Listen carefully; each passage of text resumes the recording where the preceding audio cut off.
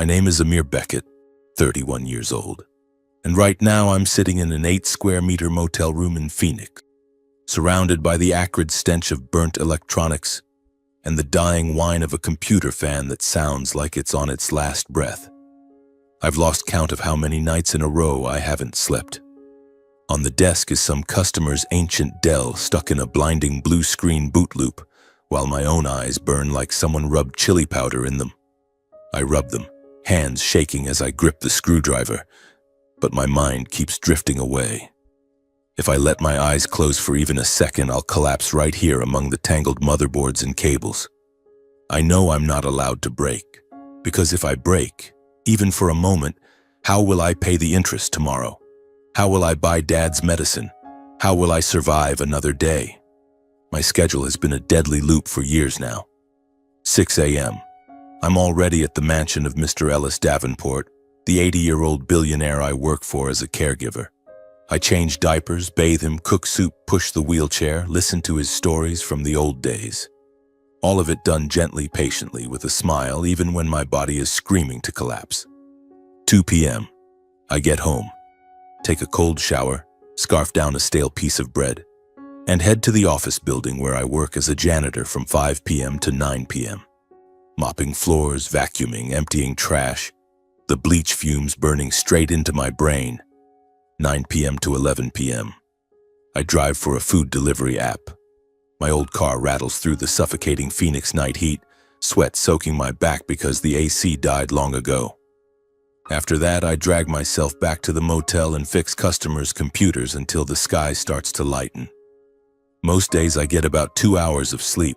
My body is in constant dull pain, my head spins like I've got heat stroke 24/7. But I don't dare stop. I don't dare complain. Every dollar I earn flies straight into debts, utilities, and medicine for Easton and Ivy Beckett, my parents. My father, Easton Beckett, 58, a hot-tempered, foul-mouthed man who spends his days glued to the TV yelling at the screen. He's been unemployed for 8 years, ever since he got fired for arguing with his boss. Since then, he only knows how to borrow from loan sharks and bet on football, leaving me to clean up the mess. My mother, Ivy Beckett, 55, loves bright red nail polish and posting fake designer bag selfies, loves bragging to the neighbors that my son works for a big corporation. She's cold and calculating. She has never once asked, "Have you eaten?" Only, "How much can you send this month?" 3 years ago, that fateful day, I still remember it like it was yesterday. A sweltering summer afternoon. My phone rang. Mom's shrill voice, "Amir, come home right now." Something terrible happened. I dropped my shift and raced to the rundown house on the outskirts of town. The second I pushed the door open, I heard a loud slam on the table and shouting. 3 tattooed thugs in black stood in our living room. One tapped a baseball bat against the floor. Dad was cowering in the kitchen corner, face ashen. Mom was clutching her head, sobbing, "Son, save us." They were there to collect 50 grand. Money Dad had borrowed from loan sharks to invest in stocks, but really to gamble. Compound interest had turned it into nearly 100,000. The leader smirked and pointed at Dad. "If you don't pay today, don't blame me for what happens next." I saw Dad shaking, Mom begging like she was about to die. In that moment, one stupid thought filled my head. I can't let them hurt my parents. I stepped forward, voice trembling. "Let me.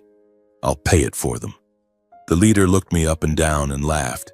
"This kid's got guts. How much do you even make to take on your parents' debt?" But in the end, they agreed. Because back then I had 2 steady jobs. I signed that cursed debt contract in my own name with a brutal 15% monthly interest rate. From that second, my life officially went to hell. Since then, every burden has fallen on my shoulders. I picked up extra shifts, took on more jobs, cut out every luxury. Even a 25-cent pack of instant noodles I split into 2 meals just to survive. And my parents, they have never once asked if I'm tired, if I've eaten, or how many hours I've slept. They only ever say one thing, the sentence I've heard so many times I want to scream, "You're the son. It's your duty to support your parents." Every time Mom's number lights up my phone, my stomach knots. I already know what's coming. "Son, We're short on living expenses this month. Send another 500, okay? Or, Dad's back hurts. Buy him that $200 joint supplement. I grit my teeth and send it, down to the very last cent in my account, because I'm still stupid enough to believe that one day they'll look at me, that one day they'll say thank you, or at least, you've been through a lot. But that day never comes. I'm so exhausted that some nights while fixing computers, my hands shake so badly I drop a screw and have to crawl on the cold floor for an hour looking for it. Sometimes in the dead of night, I look in the mirror and see a man with dark circles under his eyes, sunken cheeks, hair falling out in clumps from stress. And I ask myself, are you even living, Amir, or just existing? But then I tell myself, keep going. Hold on, because if I fall, who will take care of Mom and Dad? Who will pay the debt? Who will stand by me? No one. I'm completely alone. I wipe the tears with my filthy sleeve, pick up the screwdriver again. The laptop is still broken. The customer is waiting. Tomorrow at 6 a.m. I have to be at Mr. Ellis's house again. I take a deep breath and force my eyes to focus on the glowing blue screen in front of me. And then that fateful night arrived. I was driving through the streets of Phoenix at 10:30 p.m., delivering my last order of the night. Suddenly the world spun. Everything went black. I only had time to hear the screech of tires on asphalt, the blaring of horns, and then the hot smell of pavement rushing toward my face. After that, complete nothingness. When I opened my eyes again, a sterile white ceiling glared down at me under harsh fluorescent lights. The sharp stench of antiseptic hit my nose. My left arm burned from the IV needle. My right arm was numb from being pinned under me too long. Panic surged as I looked around. Hospital bed, IV bag, heart monitor beeping steadily. I was in a hospital. A nurse stood beside me, checking the machines. My voice came out a rasp. "Sister, what happened to me?" She looked at me with pity. "You collapsed in the middle of the street. Luckily, someone called 911. Severe exhaustion, serious dehydration, irregular heartbeat. You're lucky they got you here in time." I hadn't even processed it when the doctor walked in, face grave. He shone a light in my eyes, checked reflexes, then sighed. "Amir Beckett, you have severe physical exhaustion, anemia, dehydration, and early-stage arrhythmia. You need to stay here at least 5 to 7 days for IV fluids and monitoring. If you keep going like this, you could die." 5 to 7 days? I almost laughed in despair. Where was I supposed to get the money for the hospital bill? Who would cover my shifts? I lay there staring at the white ceiling, tears running backward into my ears without bothering to wipe them away. I hadn't even dared think about how to tell my parents. Then a realization hit me like a punch in the gut. I had been awake for over 10 hours since regaining consciousness. The hospital said they had called my family, yet not a single person had shown up. I told myself, they must be busy. Dad's back probably hurts again. Mom must have taken him to the doctor. They're probably worried sick but couldn't arrange it yet. I spun a dozen excuses for them, the same way I'd been doing for years. For 5 full days in the hospital, I handled everything myself. Signed the forms, dragged myself in a wheelchair to the cafeteria to buy the cheapest meal because I couldn't afford delivery. Brushed my teeth with shaking hands in the shared bathroom because I was still too weak. One day I had a high fever. A kind nurse saw me curled up alone and brought me a cup of warm water and a Tylenol. She asked, "Where's your family?" I just gave a crooked smile. "My parents. They're busy." On the 4th day, my phone finally rang. Mom's number. My heart raced with a flicker of hope. I answered weakly, "Hello, Mom. I'm in the hospital. Why haven't you and Dad come to see me?" Not one word of concern, not a single, "Are you okay?" Mom went straight to the point, voice ice cold. "Amir, handle the hospital bills yourself, okay? Get better quickly so you can go back to work. End of the month, the interest is due, plus Dad needs his medicine. Don't make me remind you." I couldn't speak. My throat closed up completely. All I managed was a choked, "Yes, I understand." Then she hung up. I let the phone fall onto my chest and stared at the ceiling again. This time, the tears didn't run backward. They poured out and soaked the pillow. Not from physical pain, but from the sudden, excruciating clarity. In my parents' eyes, I had never been their son. I was just a walking ATM, a money-making tool, a punching bag for all their responsibilities. And now that the ATM was broken, they couldn't even be bothered to come check on it. In the loneliest days of my life, when I truly believed I had been abandoned by the entire world, my phone suddenly lit up with a name I never expected to see: Ellis Davenport. The 80-year-old man, chairman of Davenport Pharmaceutical Holdings, the person I cared for every morning, called me in his raspy but warm voice with the simplest question: "Amir, are you feeling better today?" That simple question from someone who shared no blood with me warmed my heart more than anything ever had. I was the one supposed to be asking him that. I was the one paid to care for him. Yet here he was, checking on me.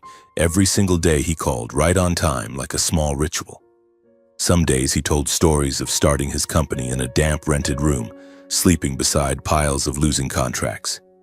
Some days he just asked what I ate, how much I had slept. Some days he told me to rest, that he could wait, that someone else could take care of him for a few days. Every word pulled me back from the edge of the abyss. While my own family turned their backs, while friends stayed silent, while the world seemed determined to grind me into the dirt, an 80-year-old billionaire who didn't even need to remember my name was the only person who cared whether I existed.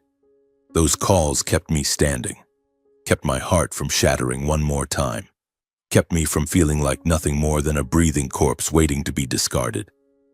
And for the first time in years, I felt not like a burden. I had been caring for Mr. Ellis for 2 years already. The first day I stepped into his mansion on the Scottsdale Hills, I thought I had wandered onto a Hollywood movie set. Automatic iron gates, ancient olive trees, an infinity pool overlooking the red desert at sunset. But when I pushed open the door to the master bedroom, all I saw was a frail old man curled up on an enormous king-size bed, his cloudy eyes staring at the ceiling as if gazing into an endless void. He had end-stage Parkinson's compounded by diabetes and heart complications. He moved only by wheelchair, had to be spoon-fed, wore diapers, needed full-body bathing, completely dependent on his caregiver. Before me, 7 others had quit within a single year because he was notoriously difficult and exacting. I had no choice. I needed the money. So I stayed. But strangely, after just 1 week, I no longer saw him as the boss. I started seeing him as the grandfather I never had. I lifted him from bed to wheelchair in tiny, gentle movements, afraid I might snap his brittle bones. I sat patiently while he chewed each spoonful of bird's nest porridge, even if it took an hour for him to swallow half a bowl. I wiped the sweat from his forehead when he had a fever, quietly humming the old songs he loved even though my voice was terrible.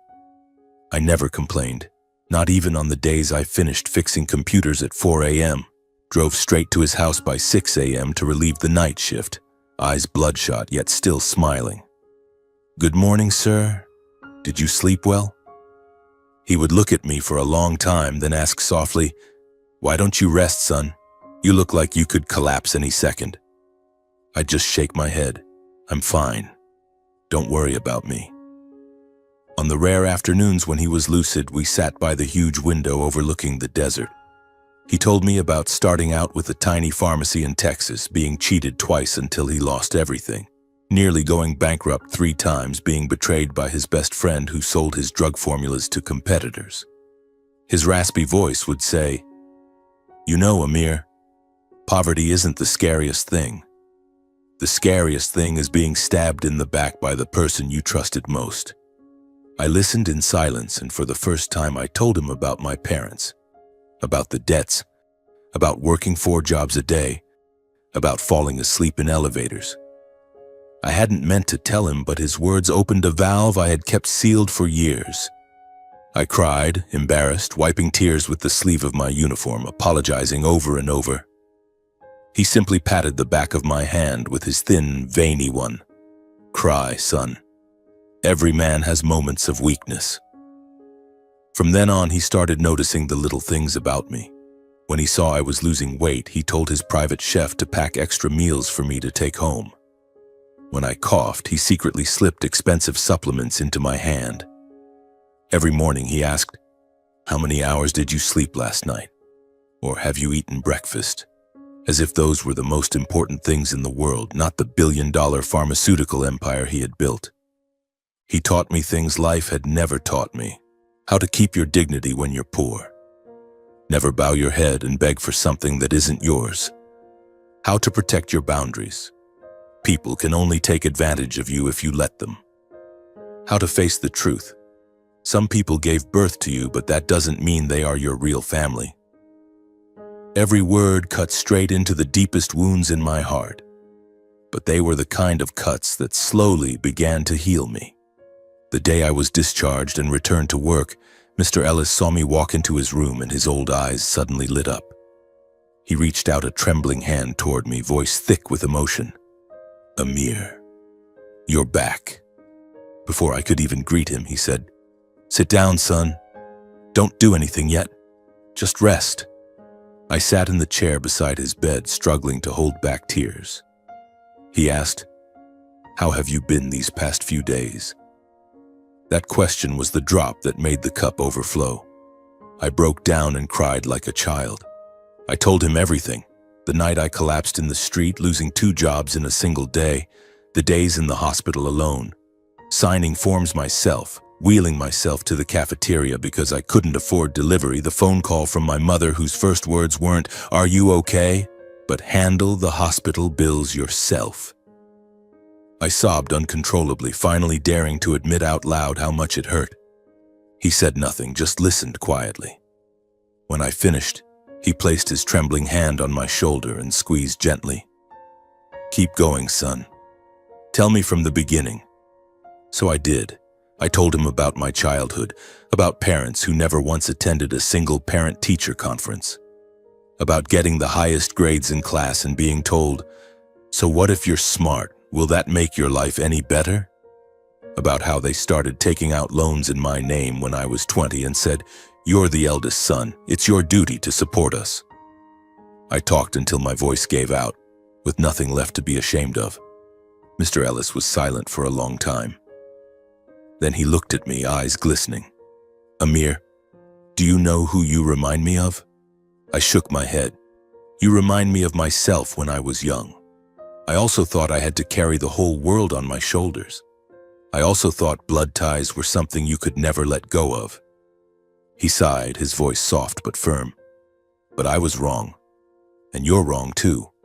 He gripped my hand tighter, even though his was ice cold and shaking. "You're not guilty for wanting to be loved, but you have the right to choose who deserves to stay in your life, even if they're not blood." For the first time in my life, I felt the embrace of a real adult, even if it was only a frail pat on the shoulder from an old man nearing the end of his days. Yet that pat was warmer than every half-hearted hug I had ever received from my parents combined. Before I left that day, he looked at me for a long time and said one final thing. "Amir, remember this. Never let anyone, even your parents, define your worth by how much money you make. You deserve to live for yourself. One day, you'll understand." I nodded, tears falling again, but this time they were tears of relief. I walked out of Mr. Ellis's mansion as dusk was falling, my heart a little lighter but still weighed down by the looming interest payment due this weekend. I dialed my parents, planning to ask whether they had prepared anything for the debt or if they needed me to send more money.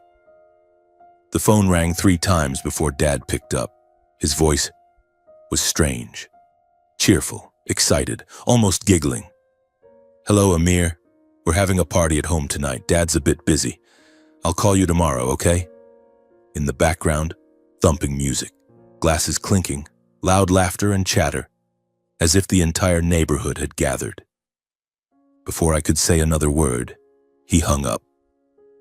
I stood frozen on the sidewalk, phone still pressed to my ear. Busy? Busy partying? While I had just gotten out of the hospital, lost 2 jobs, and was scraping together every cent to pay the interest? Then my phone lit up again, a social media notification from Mom. I opened it and my heart stopped. The photo she posted, A long table draped in white linen, red wine sparkling in crystal glasses, plates of lobster and Wagyu beef, a 3-tier cake. Mom in a brand new dress, pearl necklace around her neck, grinning ear to ear beside Dad, who was also in a brand new suit raising a champagne flute high. The caption hit me like a slap in the face. Turning a new page in life starting today. Thank you, God.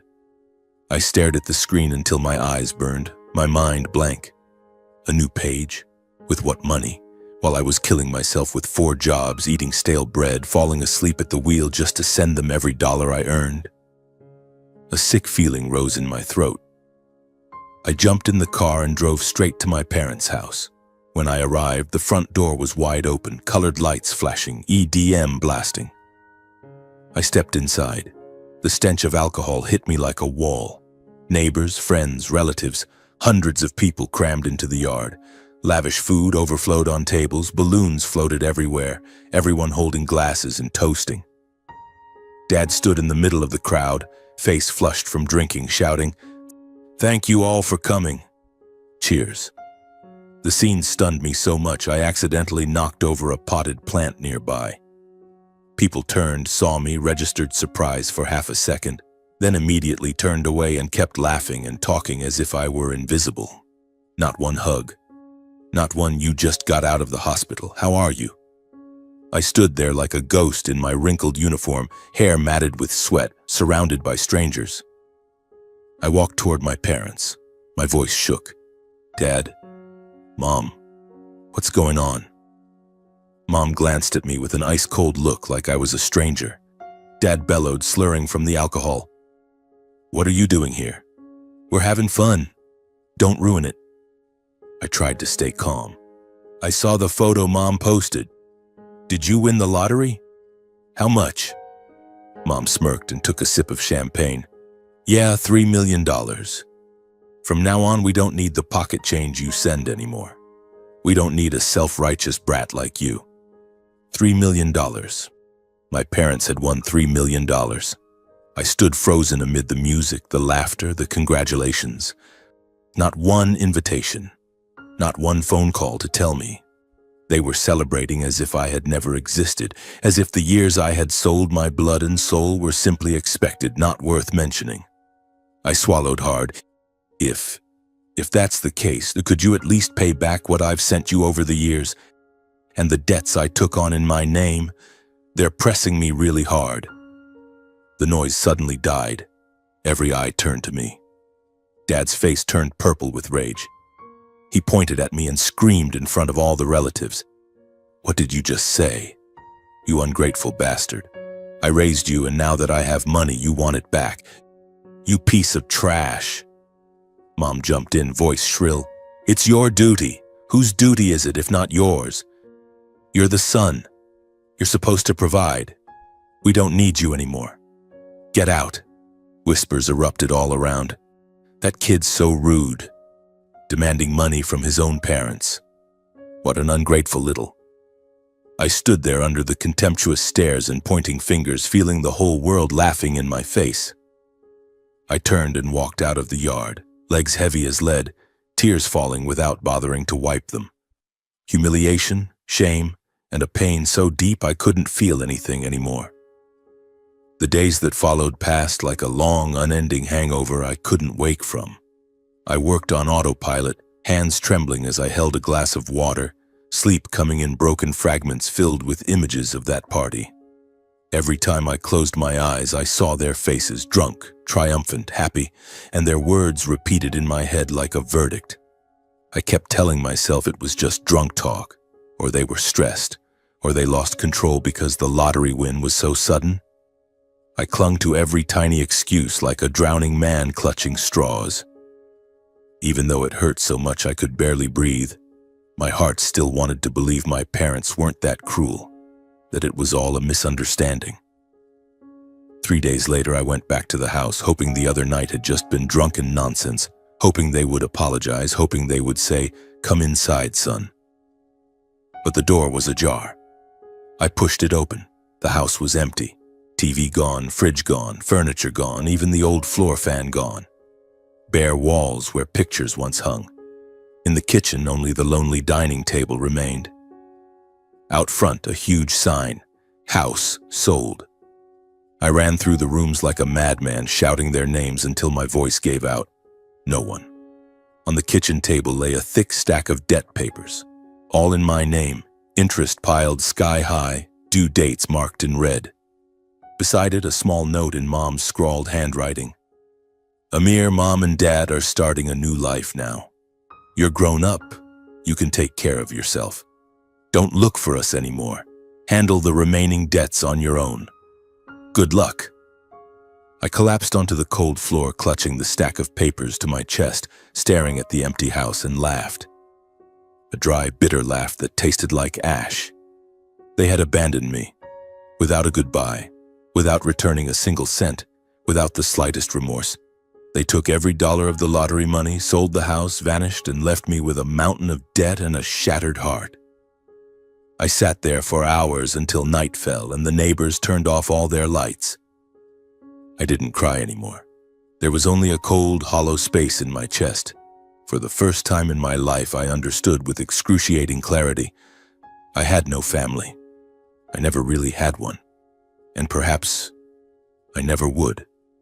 But that very night, as I walked out of the empty house with the stack of debt papers in my hand, I also stepped through another door, one that led to freedom, even though I didn't know it yet. All I knew was that from this moment on, I no longer owed anyone anything, except myself. The months that followed dragged by slowly, but they were also merciless to me. I tried to rebuild my life from the ashes my parents had left behind. Fortunately, I found a more stable job at a small tech company in downtown Phoenix. IT technician handling repairs and system maintenance with a fixed salary and regular hours, no more running between 4 shifts like before.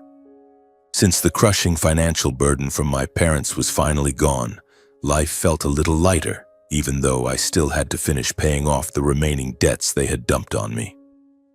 I started sleeping more, eating properly, and even bought a second-hand mattress to replace the thin one I'd been sleeping on directly on the motel floor.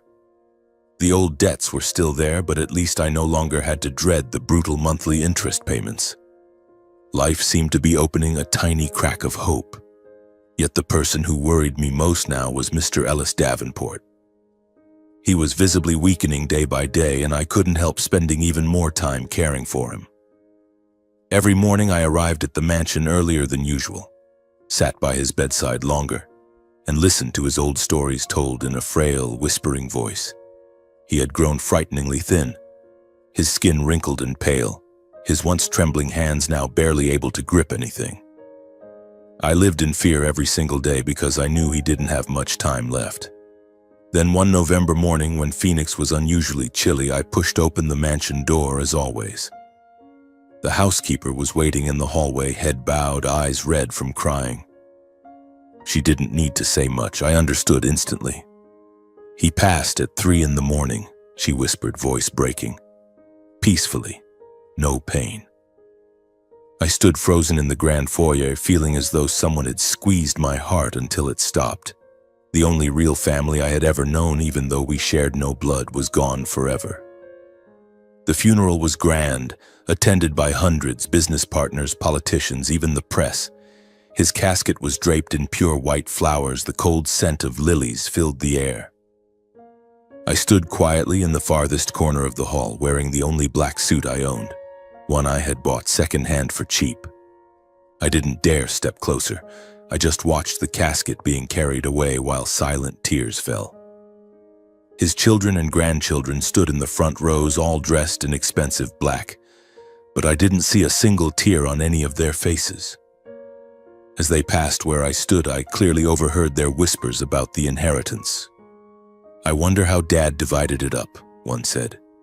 "I hope I get the Malibu beach house," another replied. They were talking about money at their own father's and grandfather's funeral. I lowered my head, heart aching for Mr. Ellis. He had been alone right up to his very last moment. 1 week after the funeral, my phone rang with an unknown number. The caller introduced himself as Landon Reed, Mr. Ellis Davenport's personal attorney. He asked me to come to his office on Friday for the reading of the will. I nearly dropped the phone in shock. What did I have to do with the will? I was just his caregiver. But I agreed immediately.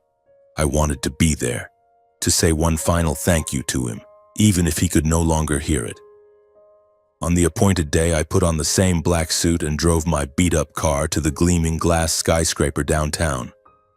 The elevator took me to the 42nd floor. When the doors opened, I stepped into a vast conference room with a polished walnut table, leather chairs, and the heavy scent of expensive perfume in the air. Instantly, 30 pairs of eyes snapped toward me in perfect unison. Jace Davenport, Mr. Ellis's eldest son, around 50, face perpetually red from alcohol, sat there looking annoyed. Layla Davenport, the youngest daughter, about 45, platinum blonde hair and a Hermes bag, gave me a disdainful once-over. The rest were grandchildren and distant relatives, all dripping in designer clothes, staring at me like I was an alien from another planet. A woman whispered loudly enough for me to hear, "Wait, isn't that Grandpa's caregiver?" Another snickered, "What on earth is he doing here?" Curiosity quickly turned into open mockery. Jace smirked and asked loudly, "Wrong room, pal? Or did someone let you in by mistake?" Layla looked me up and down with obvious contempt. "This place isn't for hired help. You're in the wrong building."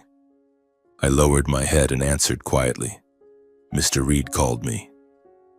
Landon Reed, the tall, thin man in gold-rimmed glasses, nodded and confirmed my name was on the guest list. The room reluctantly fell silent, but the hostile stares still clung to me like they wanted to chase me out. The reading of the will began normally. Mr. Reed read each item in a calm, professional tone. This mansion to Jace, that subsidiary to Layla, various charitable trusts, shares in the parent company divided among the grandchildren. Everyone nodded, clearly satisfied. Then Mr. Reed paused, cleared his throat, and continued, "And the final bequest in the will. Mr. Ellis Davenport leaves to Mr. Amir Beckett the sum of $10 million along with a handwritten letter." The entire conference room exploded like a bomb had gone off. A chair toppled as someone leapt to their feet. Jace slammed his fist on the table, stood up red-faced with fury, and glared at me as if I had invaded sacred family territory. Layla let out a loud, mocking laugh, pointed straight at me, and accused, "That servant? He must have sweet-talked Dad. Took advantage of a sick old man to rob our family." The relatives immediately joined in, pointing and whispering that a lowlife like me could only get money through lowlife means. When Mr. Reed reaffirmed that the will was completely legal, witnessed, recorded on video with Mr. Ellis reading it himself while fully lucid, Jace charged toward me, face twisted in rage, demanding I immediately return the Davenport family's property. Layla stood behind him, arms crossed, staring at me with eyes as cold as blades, treating me like garbage. Her attitude fueled even louder insults from the others, turning the room into a storm of hatred and humiliation. I was attacked from every side with venomous words, hateful glares, and blatant contempt. All I could do was stand there, stunned, trying my hardest to stay calm.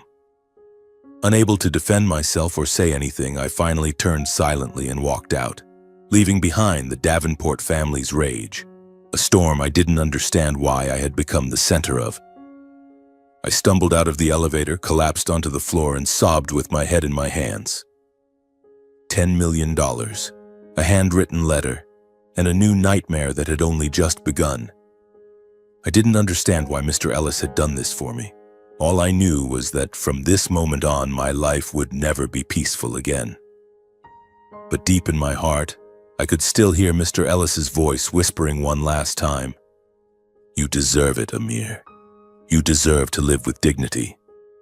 Less than 4 hours after the will reading, the lawsuit was filed. They accused me of unduly influencing an elderly person, coercing Mr. Ellis into changing his will while he was no longer of sound mind, and exploiting his illness to steal family assets. The first tabloid headline appeared on a local rag at 8 p.m. that same night, with a doctored photo of me standing beside Mr. Ellis's bed and a screaming banner, "Greedy caregiver steals $10 million from dead billionaire." That night, social media detonated. Hundreds of fake accounts were created just to smear me. Fabricated screenshots flooded the internet. Fake chats where I begged Mr. Ellis for money. Doctored audio clips of me saying, "The old man's about to die, let's cash in quick." My photos were photoshopped onto a butler's uniform, mop bucket in hand, grinning wickedly under captions like, "From caregiver to thief, in one easy step." The hashtag Amir Beckett scammer spread like wildfire. Overnight, I became public enemy #1 in Phoenix. The next morning, when I stepped out of my motel room to buy bread, the landlady stared at me with open disgust. Two neighbors gossiping on the stoop fell silent the moment they saw me, then whispered just loud enough, "That's the con artist. Looked so innocent. Who would have thought?" I walked past with my head down, heart pounding like it would burst out of my chest. By afternoon, even the kids in the complex were pointing. "Mom, is that the guy who stole the billionaire's money?" In just 1 week, the fragile calm I had managed to rebuild was completely shattered. The IT company I worked for received hundreds of anonymous emails with screenshots of the articles. My manager called me in, face full of regret. "Amir, I don't want to do this, but the director ordered me to let you go. I'm sorry." I was fired that same afternoon. No final paycheck, no reference letter. Unemployed again. Broke again. My reputation destroyed again. I started fearing to leave my room. Every time I opened the door, I braced myself for the contemptuous stares. One day at the supermarket, an entire aisle suddenly went silent. People parted like I carried the plague. An old lady I used to give my bus seat to shook her head at me. "Good heavens, that's him? Looks so harmless, but look what he did." I barricaded myself in my 8-square-meter room, lights off, curtains drawn, only daring to peek through the gap. I stopped turning on my phone. Every time I did, hundreds of hate messages, death threats, and photos of my face pasted onto corpses poured in. I lay on the bed hugging my pillow, asking myself what I had done to deserve the entire world turning its back on me a second time. Then one rainy evening, a knock like thunder shook the door. I looked through the peephole. A young guy in a black hoodie, arms covered in tattoos, face twisted in rage. Jace Davenport's grandson. I recognized him from the funeral. He pounded on the door so hard the whole row of rooms rattled. I opened it just a crack, the security chain still latched. He shoved his face into the gap, voice ice cold. "Listen up, you piece of trash. You have 1 week to voluntarily renounce the inheritance and sign everything back over. If not, I'll send people to deal with you. Don't think hiding in this rat hole will save you. I found you once, I'll find you again and again, until you give back what's ours." He spat on the doorstep and walked off, leaving me shaking uncontrollably. I slammed the door, slid down to the floor, heart racing. I vomited in the shared bathroom from sheer terror. I knew I couldn't fight them. They had money, power, and the whole city on their side. I had nothing. I was alone. I lay curled up on the cold floor thinking I might actually die this time. And then, in that moment of deepest despair, I suddenly remembered the letter. I lunged for my old backpack, hands trembling as I pulled out the cream-colored envelope Mr. Reed had given me at the reading.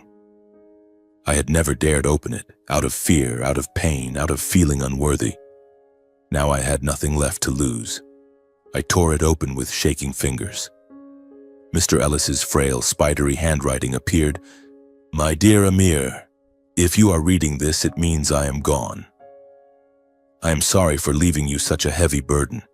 You are the only person in my final years who treated me with kindness, that asked for nothing in return.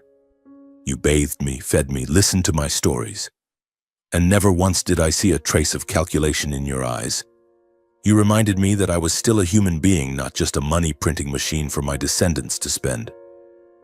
$10 million is not meant to make you a millionaire. It is the key to your freedom. Freedom from the people who have bled you dry for years. Freedom from the contemptuous looks you get just for being poor. I want you to live the rest of your life according to your own values. Kindness, patience, honesty, and never letting anyone define you by the balance in your bank account. Live with decency, Amir. Not for me, For yourself, I was proud to call you my grandson. With all the love of an old man about to leave Ellis Davenport. I finished reading and tears poured onto the paper. I cried, not from fear anymore, but because for the first time in my life, someone who shared no blood with me had believed in me and loved me so much that he risked his entire fortune to protect me. He had truly seen me, when even my own parents never bothered to. I clutched the letter to my chest, lying on the cold floor, but for the first time in days I no longer felt alone. He had given me something worth far more than $10 million. He had given me a reason to keep living, and this time I decided I would no longer run. The next 2 months were both the longest and the most beautiful months of my life. I didn't hire expensive lawyers or a PR firm to clean up my image. I only had Landon Reed, the man Mr. Ellis trusted completely, and the truth. Together we prepared every document, every medical record, every video Mr. Ellis had recorded himself while still healthy, his voice clear and strong. I am of completely sound mind and voluntarily leave $10 million to Amir Beckett, the grandson I have chosen. The Davenport family threw money around like water. Top-tier attorneys hired dirty media teams that kept smearing me. But every time they posted a new attack, I simply uploaded a short clip of Mr. Ellis laughing and talking happily with me, with a single caption, "He chose. I'm just keeping my promise to him." People started to doubt. They began asking, if this guy really was a scammer, why didn't he run? Why is he still here fighting to the end? I held on. Some nights I sat alone in my motel room rereading Mr. Ellis's letter until the paper wore thin, telling myself, I can't fall. He believed in me. And then the final court date arrived. Maricopa County Superior Court was packed. Reporters crowded the hallway, cameras flashing nonstop. I walked in wearing the same old black suit, the one from the will reading, my steps steadier than I ever thought possible. Across the aisle sat the entire Davenport clan, Jace scowling, Layla glaring, the grandchildren glued to their phones, probably reading the latest online hate. The tension was electric. Every eye in the room waited to see who was right and who was wrong. Landon Reed stood to present the defense. One by one, he laid out the evidence. The original will with Mr. Ellis's handwritten signature notarized and witnessed. An 8-minute video Mr. Ellis recorded himself from his wheelchair, voice firm. I know my children and grandchildren won't be happy, but my decision is made. Amir is the only one who ever loved me for real. I leave him $10 million so he can live the life he deserves. Full medical records from 3 separate hospitals confirming Mr. Ellis was completely lucid until his final days. And finally, the handwritten letter.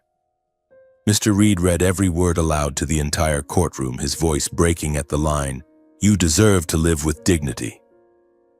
Each piece of evidence landed like a punch in the face of the Davenport family. They objected wildly. Their lawyers jumped up shouting that the video was edited, that I had drugged his water, that the letter was forged. But the judge shut down every claim one by one. The more they struggled, the more their greed and desperation showed. Jace pounded the table, Layla wailed dramatically, the grandchildren hung their heads in shame.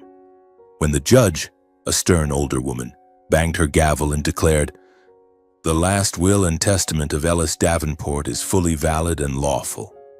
There is no evidence of undue influence or incapacity. The plaintiff's claims are dismissed. Mr. Amir Beckett is entitled to receive the full bequest of $10 million. The courtroom fell dead silent. Jace slumped forward, slamming his fist so hard his chair toppled. Layla stared at me with murder in her eyes, but for once she had nothing left to say. They had lost. Completely. I stood, bowed to the judge, and walked out of the courtroom in proud silence. No cheering, no smiling, no gloating. I simply felt as though I had walked through a 2-year storm and could finally breathe clean air again, like a real human being. Reporters swarmed me for comments. I gave them only one sentence. I never needed the money to prove I'm innocent. The truth did that for me. Public opinion flipped overnight. From scammer, I became a symbol of patience and decency. Major outlets ran headlines like, "Poor caregiver defeats billionaire dynasty with one handwritten letter." Amir Beckett trended for weeks. Strangers sent flowers to my motel room, letters of support, even random Venmo transfers of a few dollars with notes. "Sorry, we got you wrong." I didn't give long interviews or go on TV to boast. I quietly completed the paperwork. $10 million hit my account on a beautiful spring morning. I didn't buy a supercar, travel the world, or throw lavish parties. I did small, ordinary things that had once been impossible dreams when I was broke. Bought a modest 2-bedroom house on the outskirts of Phoenix with a backyard big enough for a few cacti and an old swing. Paid off every last cent of the debt my parents had left me. Not out of forgiveness, but to cut the final thread tying me to them forever. Re-enrolled in college to finish the computer engineering degree I had abandoned 10 years earlier to support my family. Started a small company that repairs and upgrades computers for seniors and low-income families. Named it Ellis Tech after him. My new life flowed by with an almost unbelievable peace. Mornings, I wake up early, cook breakfast, go to work. Afternoons, I come home, water the plants. Evenings, I read or fix computers for clients. No luxury, no showing off, no noisy friends. Just me, my little house, and a freedom I never dared dream of. Some evenings I sit on the backyard swing, watching the red desert sunset, and take out Mr. Ellis's letter to read for the 1,000th time. I whisper into the wind, "Grandpa, I'm living with decency now, just like you wanted." I no longer hate the Davenports. They defeated themselves. I heard Jace's drinking got worse, Layla got divorced, the family company is crumbling from internal fighting. And me? I won, not with money, but by staying true to who I am. 2 years after receiving the inheritance, I stand in front of the mirror and look at a 35-year-old man with no dark circles under his eyes, no hunched back from carrying the world, and I smile. I survived. I won, and most importantly, I lived the way Mr. Ellis told me to, a life of freedom, peace, and dignity. Exactly what he hoped I would have. I thought I had truly closed the door on my past. I was wrong. One Friday evening at the end of October, light rain was falling. I was curled up on the sofa reading a book, a mug of hot tea steaming on the table. The doorbell rang, one long, frantic, almost desperate ring. I opened the door and my heart missed a beat. Standing there were 2 people who were both strangers and painfully familiar. My father, Easton Beckett, was now only a shadow of himself.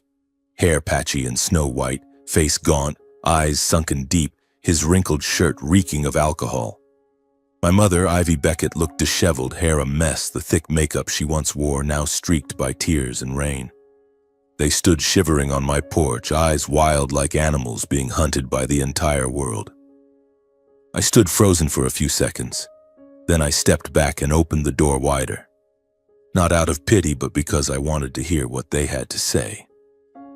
They rushed inside like wounded beasts and collapsed onto the sofa without being invited. Mom immediately burst into her familiar shrill wailing, "Amir, son, we're suffering so much now. Save your parents." Dad cut in, voice hoarse from liquor and cigarettes. "The money's all gone. The $3 million from the lottery. It's all gone, son." They poured out a long, tear and snot-streaked story. How they had invested every cent of the lottery winnings into a sure-thing real estate project because friends told us to. How the partner scammed them. How the market crashed. How now they owed the bank, owed loan sharks, had sold the house and the car, had nowhere to live, not a penny left. I sat across from them, hands clasped tightly, listening without interrupting once. But I knew perfectly well there had been no investment. I knew exactly what they did in the years they vanished. The luxury vacations plastered all over Facebook, the Hermes bags, the Rolex watches, the Michelin star restaurant parties. I knew because I had quietly followed Mom's page, not out of longing, but to remind myself never to soften again. I knew about the Vegas gambling sprees where they lost hundreds of thousands in a single night. I knew they lent money to friends who never paid back. I knew everything, I had simply chosen silence. Now karma had caught up, and they had come running back to the old ATM they once threw away. Mom wiped her tears with her dirty sleeve and switched to pleading, "You're the eldest son. You have a duty to your family. We have nothing left now. Let us stay here, help us pay the debts. You're rich now, $10 million from that old man. Help your parents, son." Dad nodded furiously, voice rasping. "You're my son. You're supposed to take care of me. I raised you and now you'll let me die?" I looked at them. For a long time. No anger, no pain. Only a cold, hollow emptiness in my chest. The emptiness of someone who has been used so many times that their heart has turned to stone.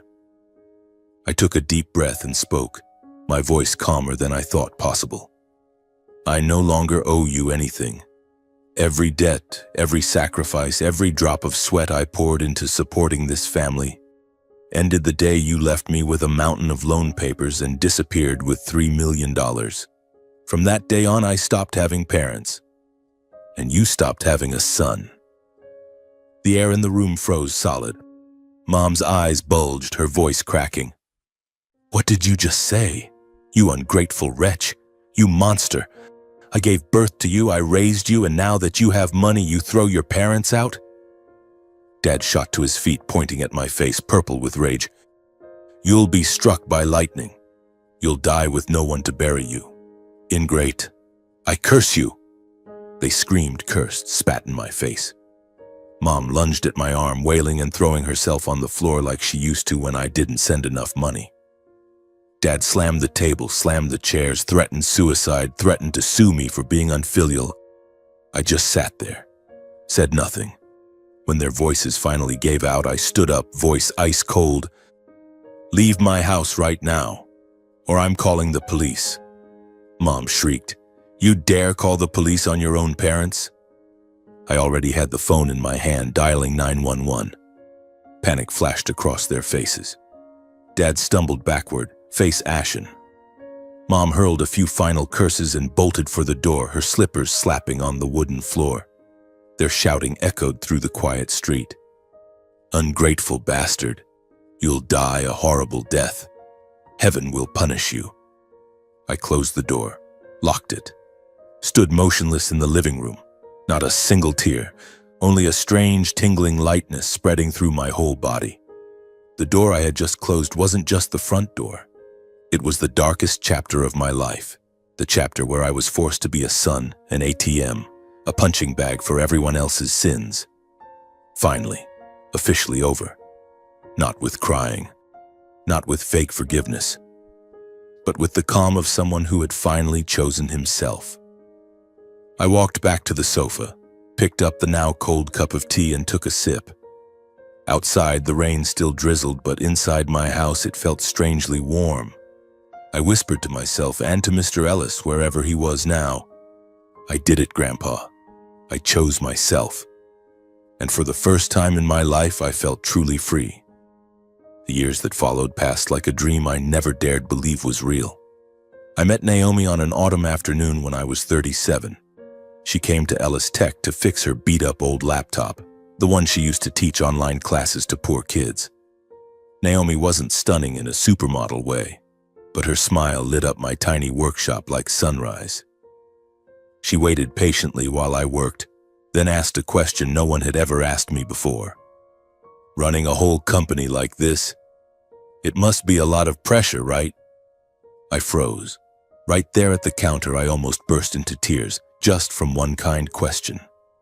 A question of genuine concern I hadn't heard since Mr. Ellis was alive. We started with morning coffees, then evening walks along the desert road where the saguaros bloomed bright yellow. Naomi listened to my past without judgment or pity. She simply held my hand tight and said, "I'm proud of you. You chose to live with decency even when no one taught you how." We married a year later in our backyard with exactly 20 guests, Mr. Landon Reed and a few people from the company. I wore a navy suit. Naomi wore a simple white dress.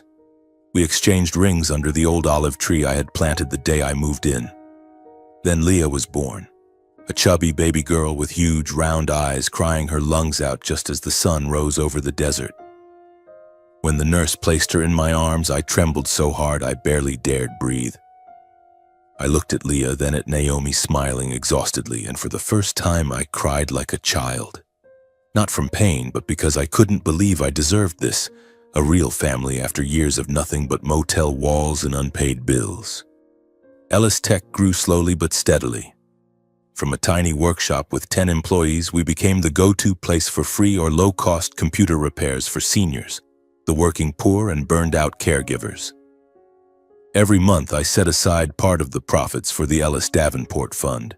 It wasn't huge, but it was enough to pay temporary wages to caregivers being stiffed by their employers, cover hospital bills for low-wage workers who collapsed from exhaustion just like I once did, offer free counseling groups for adult children suffering emotional abuse from their parents, people who emailed me saying they saw themselves in my story. I don't do charity to show off.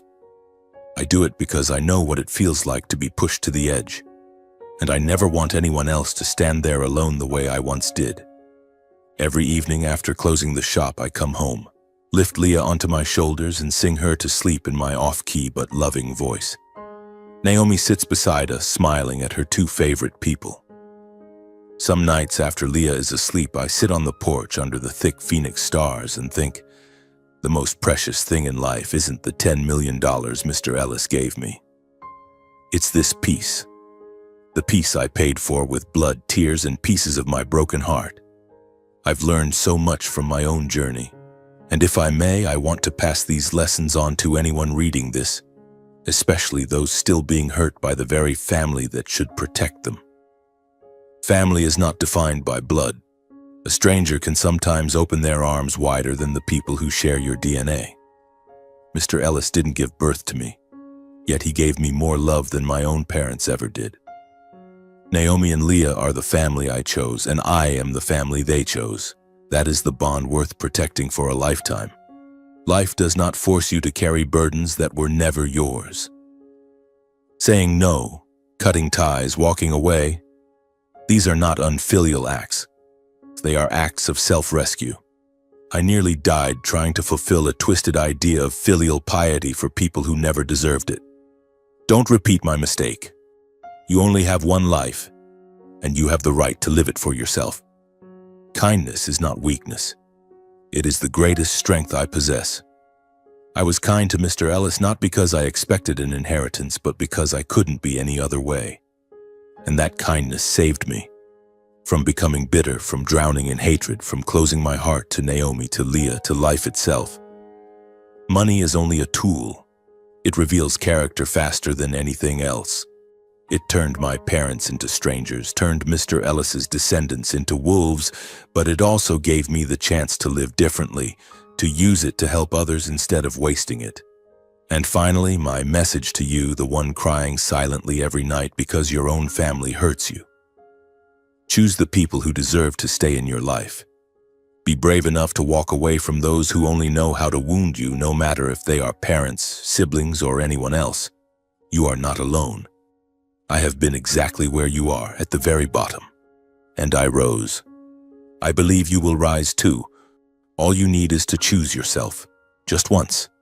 I, Amir Beckett, once a kid who fell asleep in elevators because he worked 4 jobs a day, once abandoned by his own parents with a mountain of debt, once called a fraud by the entire world, am now sitting here with my daughter asleep in my arms, my wife's head on my shoulder, under a sky full of Phoenix stars.